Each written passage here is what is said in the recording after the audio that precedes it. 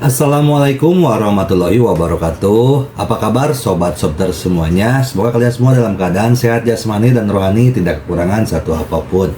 Oke, Mimin akan lanjutkan cerita Yecennya. Tapi seperti biasa, tolong dibantu tekan tombol like dan berkomentar juga. Terima kasih sesudah dan sebelumnya. Jangan lupa bantu tekan like dan berkomentar. Minggu, tanggal 3 September tahun 2023. Bisakah kamu hidup selamanya? Bab 6481 sampai bab 6485.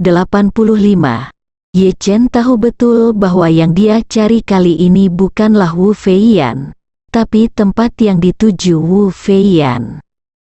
Setelah dia merilis potret Meng Changsheng, Wu Feiyan segera membungkam masyarakat Poking, yang membuktikan bahwa dia benar-benar ketakutan.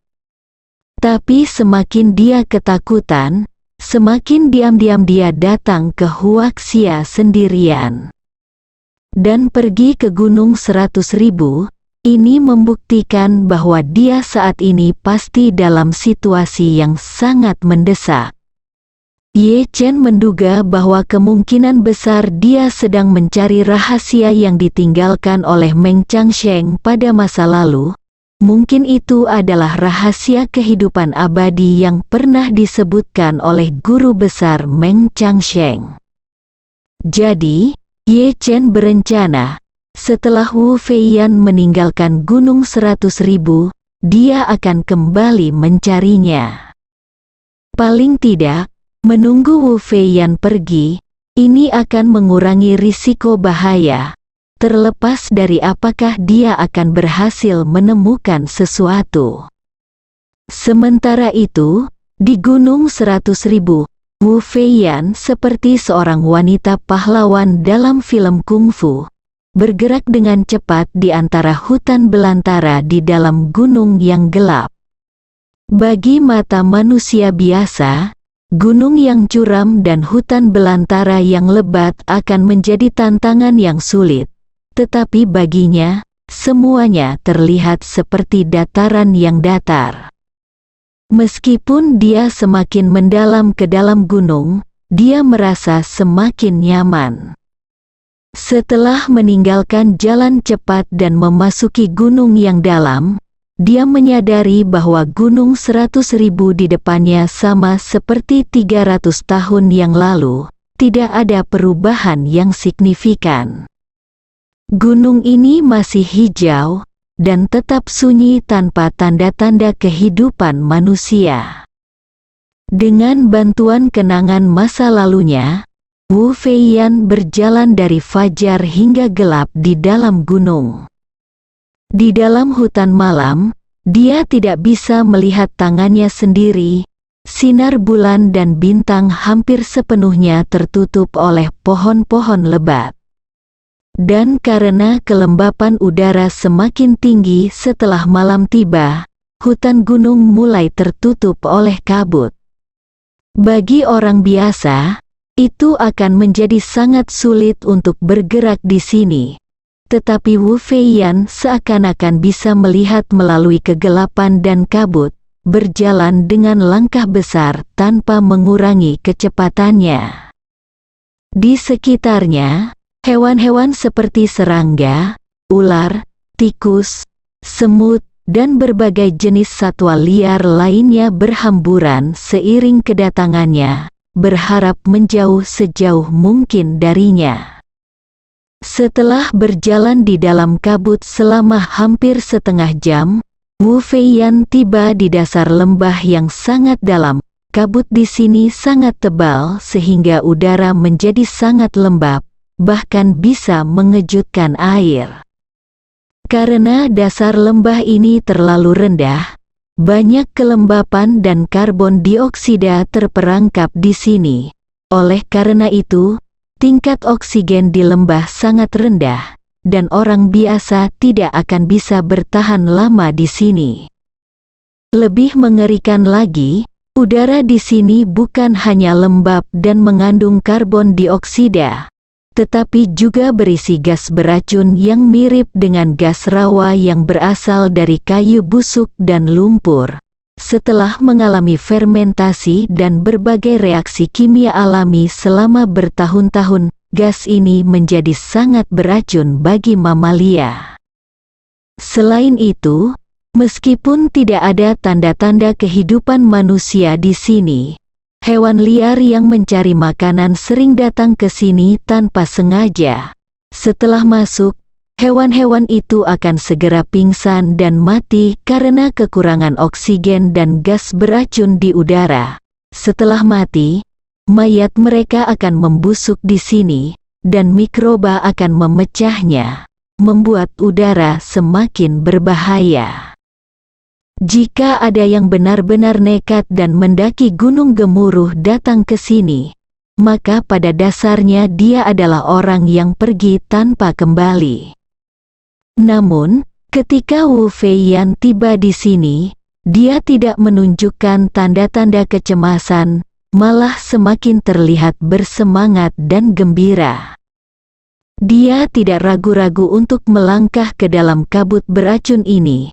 Meskipun gasnya kotor dan beracun, itu tidak akan membahayakannya secara nyata, tetapi itu membuatnya merasa mual.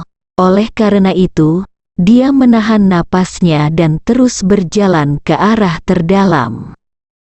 Pada saat ini, lembah sudah tidak memiliki cahaya sama sekali. Jadi Wu Feiyan mengandalkan indera batinnya untuk memahami sekitarnya.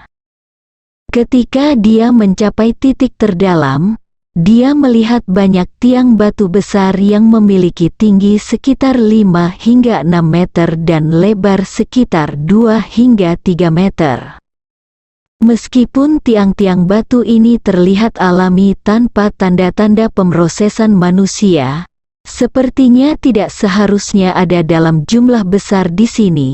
Sepertinya seseorang dengan sengaja mengumpulkan dan meletakkan tiang-tiang batu ini di sini. Selain itu, jumlah tiang batu ini sangat besar dan pengaturannya sangat kacau, hampir seperti hutan batu yang tidak teratur. Meskipun Wu Feiyan melihat pengaturan tiang batu yang acak ini, dia tidak terkejut. Sebaliknya, dia merasa sedikit terharu dan membelai tiang-tiang batu ini, berbicara dengan lembut, "Guru besar, senior, Feiyan telah kembali." Setelah berkata demikian, dia melangkah masuk ke dalam hutan batu dan terus bergerak ke kiri dan kanan sesuai dengan pola tertentu. Hutan batu ini adalah formasi 9 palangka 8 yang ditinggalkan oleh guru besarnya, Meng Changsheng, sebelum dia meninggal. Keajaiban dari formasi ini terletak pada kenyataan bahwa tanpa mengetahui cara membongkar formasi ini, tidak mungkin bagi seseorang yang memasuki hutan batu ini dari mana saja untuk menemukan pintu keluar yang sebenarnya. Satu-satunya cara bagi orang luar untuk membongkar formasi ini adalah dengan menghancurkan semua tiang batu, tidak ada yang tertinggal. Namun, formasi ini sebenarnya diciptakan oleh Meng Changsheng untuk melindungi guanya. Menurut perencananya, begitu seseorang mendekat, dia akan segera mengetahuinya sebelum orang tersebut berhasil menghancurkan semua tiang batu. Jika orang itu kurang kuat darinya, dia bisa membunuhnya secara diam-diam. Jika dia berurusan dengan seseorang yang lebih kuat, formasi hutan batu ini sangat besar, banyak, dan tiang-tiang batunya sangat besar dan berat sehingga memerlukan banyak waktu dan usaha untuk menghancurkannya semua. Dengan demikian, dia akan memiliki cukup waktu untuk melarikan diri. Oleh karena itu, ketika semua tiang batu hancur, dia sudah jauh pergi. Pada masa itu, Meng Changsheng berhasil menyembunyikan gua tempat dia berlatih selama berabad-abad, dan tidak ada yang pernah berhasil masuk. Hanya 2 orang yang pernah masuk, yaitu Wu Feiyan dan saudara laki-lakinya, Lin Zulu.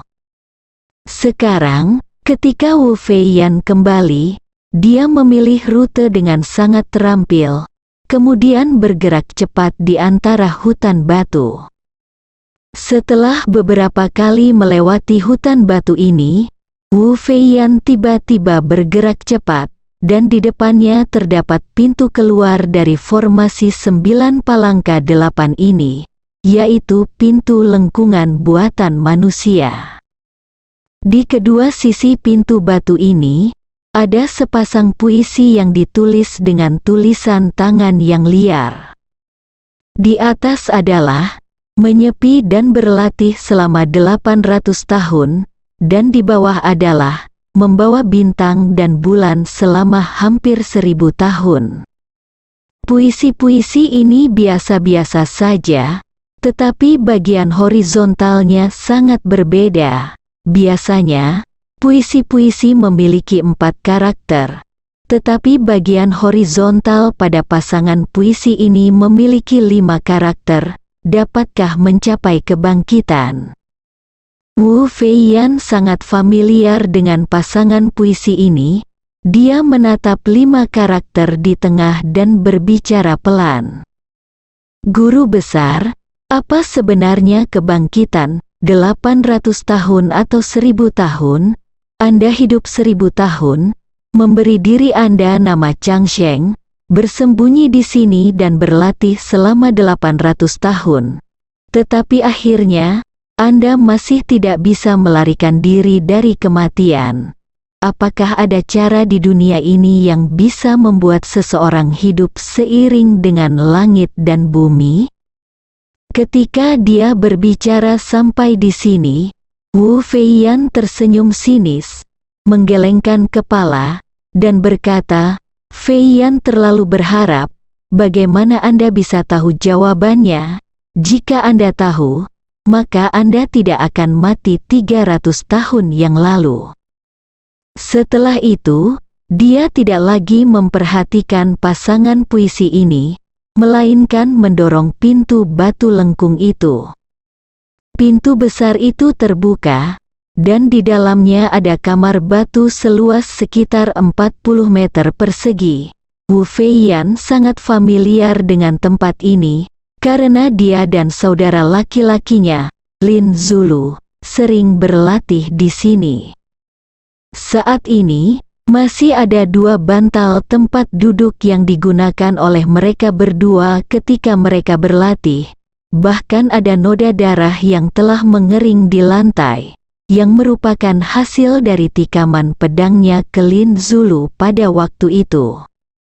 Lin Feiyan merasa agak terkejut dan bingung ketika dia meraba noda darah yang telah mengering selama lebih dari 300 tahun itu.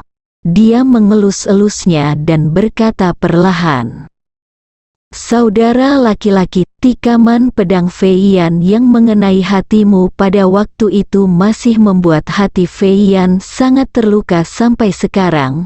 Jika pada waktu itu Anda setuju dengan tawaran Feiyan, bagaimana kita berdua tidak akan terpisah selama 300 tahun? Jika pada saat itu Anda dan saya bekerja sama, kita mungkin sudah mengusir King dari luar tembok dan dunia akan menjadi milik kita berdua. Sayangnya, Anda tidak tahu waktu dan kesempatan, kamu benar-benar tidak beruntung."